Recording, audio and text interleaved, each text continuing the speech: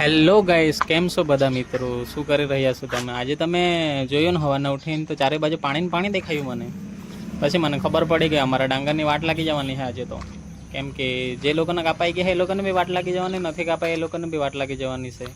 કેમ કે હવે વરસાદ જ આવ્યા કરતો છે કે શું કરે છું. ને આજે મારું કામ હતું, એમ તો દુકાન પર રોજના જ જાઉં છું. આજે કામ હતું કે દોસ્તારના ઘરે ભૂમિપૂજન પર જાઉં. ભૂમિપૂજન નહીં પણ એક આરતી હતી, એમ પૂજાપાઠ રાખેલું એમ ભૂમિપૂજન પછી. પણ તે બી નહીં થવાનું કેમ કે વરસાદ વરસાદ વરસાદ વરસાદ ને વરસાદ. એટલે હવે બધા ભેગા મળીને ચર્ચા કરતા છે હવે આપણે શું કરીએ અને શું નહીં. કેમ કે 2 દિવસ લંબાવી દઈએ એમ કહેતા છે. આ દાદી છે એ બહુ ચર્ચામાં ઇન્ટરેસ્ટ લેતી છે, પણ એમના હવે કોણ સમજાવે શું કરતા હે તે. આ બધા વાત કરતા છે વડીલ કે હવે 2 દિવસ આગળ લંબાવી દઈએ આપણે, કેમ કે હવે વરસાદમાં થવાનું જ નથી કામ.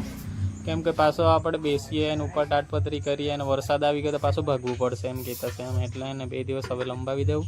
હવે આજે તો એનું કંઈ થવાનું નથી ને એમ તો બી પહેલાં જે કારીગર છે એ લોકોની રજા જ છે, તો પછી પૂજાપાઠ જ થશે, કામ તો ચાલુ નહીં થાય. તેના કરતાં 2 દિવસ લંબાવી દઈએ એમ કહેતા છે. એટલે પછી ચર્ચા કરીને બધા માની ગયા કે સારું ચાલો ત્યારે તેમ રાખીએ એમ કરીને.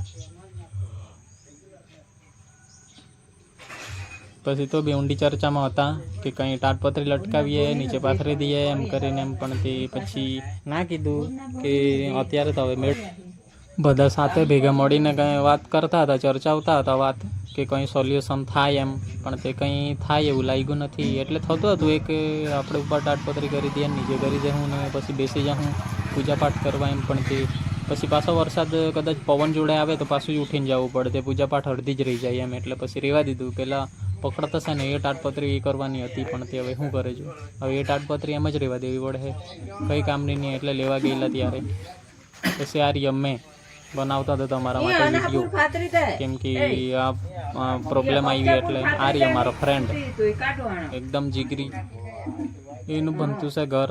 હવે તમે દુઆ કરો કે જલ્દી બની જાય. પછી આવી ગયા આપણે ટેરિસ પર, કેમ કે આ બીજો દિવસ છે, તે દિવસ નથી. તે દિવસ તો ગયો, તે દિવસે બી ઉઠીને જોયું, આજે ઉઠીને જોયું તો આજે બી ચારે બાજુ વાદળ ને વાદળ હતા. હવે શું કરે ને શું નહીં તેમ થઈ ગયું. એટલે મેં જોતો હતો એમ. તો ડાંગર કાપેલા તે તો હવે ગઈ વાત તેની. તો હવે શું કરીએ જો આપણે, કેમ કે જ્યાં જોયું ત્યાં પાણી, રસ્તા પર બી પાણી, ધાબા પર બી પાણી. આ રહ્યા અમે ઉઠીને આવી રહ્યા, નથી બ્રશ કર્યો, નથી મોઢું ધોયું કે કંઈ નહીં. તમારા માટે બ્લોગ બનાવી લે એમ. અમે બ્રશ કરી લીધું, મોઢું ધોઈ લીધું, પછી બ્લોગ બનાવી દે એમ કરીને આવ્યો. પછી મને લાગી ભૂખ, ચાલ જોવા દે હું બનાવેલું છે રસોડામાં એમ કરીને. એટલે મેં ગયો રસોડામાં. તેમાં જોયું તો બનાવેલી હતી ખીચડી. મેં ખાવાના હતો, ભૂખ લાગેલી એટલે પછી મેં ડીશ જોતો હતો એમ. લાઇટ તો એક હતી નહીં પાછી. ત્યાં ફ્રીજમાં આમ પેલું દેખાયું કે નહીં, ચમકતું હતું. એટલે ના ડોરેમોન ને સિંચન નથી, પહેલે ત્યાં ઉપર હતું તે. પછી મેં લઈ લીધી ડીશ, કેમ કે મને લાગેલી ભૂખ, કેમ કે વરસાદ તો રહેતો નથી, ભૂખ તો લાગે. ખીચડી, દાળ ને મરચાં કેમ કે મને લાગેલી ભૂખ, એટલે હવે મેં ખાઈ લેવાનું. પછી અમે નીકળવાના હતા ખેતરે. આ રહ્યું અમારું ખેતર. કેમ કે ડાંગર કાપેલા તેની પથારી ફરી ગઈ.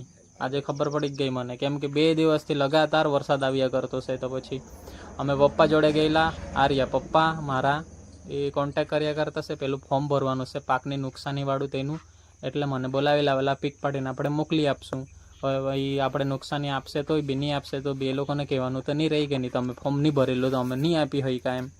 એટલે પછી અમે આવતા રહેલા. આ રહ્યા ડાંગર કેટલા મસ્ત થઈ ગયેલા, પણ હવે શું કરે, આખી પથારી ફરી ગઈ નહીં, વરસાદ આવી ગયો. એટલે વરસાદ બી એવી રીતના આવે ને તે રહેતો નથી. દિવસને હુકાવા દે ને નાઇટમાં વરસાદ આવે. એટલે હે ને આને કાઢવાનું કેવી રીતના વાત આવે તે ખબર જ નહીં પડે. આ કાળા થવા લાગ્યા છે હવે. એ ઢોર બી નહીં ખાઈએ ચારું તો, કેમ કે કાળા થઈ જાય ને પછી ફૂગ આવી જાય ને પછી ઢોર નહીં ખાઈ પાછા ચારું. એટલે નહીં તો એ ચારુમાં જાય, નહીં તો આપણને ખાવાનું કામ આવે તેવું છે. જો ડાંગર એકદમ મસ્ત હતા, પણ તે હવે શું કરે, ચારે બાજુ પાણી કરી ગયું. આ અમારા ખેતરનો રસ્તો અમે બનાવતો તમારા માટે બ્લોગ. હા અમારો એવો રસ્તો હતો. પહેલાં જતા હોય બધા મારા ફ્રેન્ડ બીજા ફળિયાના છે તે. પછી ચાલ મેં રસ્તાનો બી બ્લોગ બનાવેલો એમ કરીને, કેમ કે પહેલી વાર બનેલો અમારો આ રસ્તો. એટલે આ બાજુ બી જતા હતા, આ બાજુ બી અડધો કાપેલા છે, અડધાને નીકળી ગયા, અમુક બાકી છે તેવું હતું. કેમ કે જ્યાં પાણી નહીં હતું ત્યાં નહીં હતું, અને વરસાદ આવ્યો ત્યારે બધું પાણી કરી મૂક્યું. જે શેરડી કરેલી હતી એ લોકો બચી ગયા. આજુનું વાદળ કેટલું મસ્ત દેખાતું હતું. દેખાતું હોય એના પર નહીં જવાનું હતું, દેખાવા માટે મસ્ત દેખાતું હતું. હવે બધાને પથારી કરી નાખી ખેતીવાળા. આ શેરડી કરેલા હોય એ લોકોને તો પાણી નહીં મૂકવું પડે, અને બીજા લોકોએ ડાંગર કાંઈ પાસે એ લોકોને બી પાણી નહીં મૂકવું પડે. હા હા મેના ખેતરવાળા ડાંગરે બી બચી ગયા મસ્ત. આ જોઈ લો મસ્ત લીલાછમ છે ને. હવે એ કાપી દેતા ત્યારે એ લોકોની પથારી ફરી ગઈ હતી, પણ એ લોકોએ હજુ નહીં કાંઈ કેમ કે એ લોકો ભારે ડાંગર છે કે નહીં તો એ લેટ થાય એમ. ત્યાં બીજા સામેના ખેતરવાળા ડાંગર એ થઈ ગયેલા છે પણ એ લોકોએ કાપ્યું નહીં. હવે કદાચ એ નીચે પડી જાય તો એ બગડી જશે. અરે અમારો રસ્તો ખાડા ખબીચા જવાનો એકદમ આવો રસ્તો છે, ખેતરે જવાનો અમારે. એ બાજુ એક ફળિયું બી આવ્યું છે. શું કરે એ લોકોની રોજની અપડા, પણ તે મંટોળું નથી ને એટલે સારું. ગમે જેમ કપચી પૂરેલી છે. મેં ખાલી એમ જ વિડીયો બનાવતો હતો એમ. પછી વિડીયો બનાવતા છે ને એટલે આ વળાંકમાં પહોંચ્યો ગયો તો પછી મેં પાછું ત્યાં જોયું એમ કે એ ખેતરમાં બી ડાંગર આડા પડી ગયા છે. હા જોયા છે તમે. હવે એ લોકોનું બી હવે વરસાદ આવ્યો એટલે એ લોકોનું બી ગયું, કેમ કે કાપેલા નથી એટલે. કાપેલા નહીં તો બી જાય ને, કાપેલા ત્યારે વધારે કાપેલા નહીં તો થોડું ઘણું બચી જાય, પણ બચી જાય એવું લાગતું નથી. આપણે વિડીયો આટલે પૂરો કરીએ.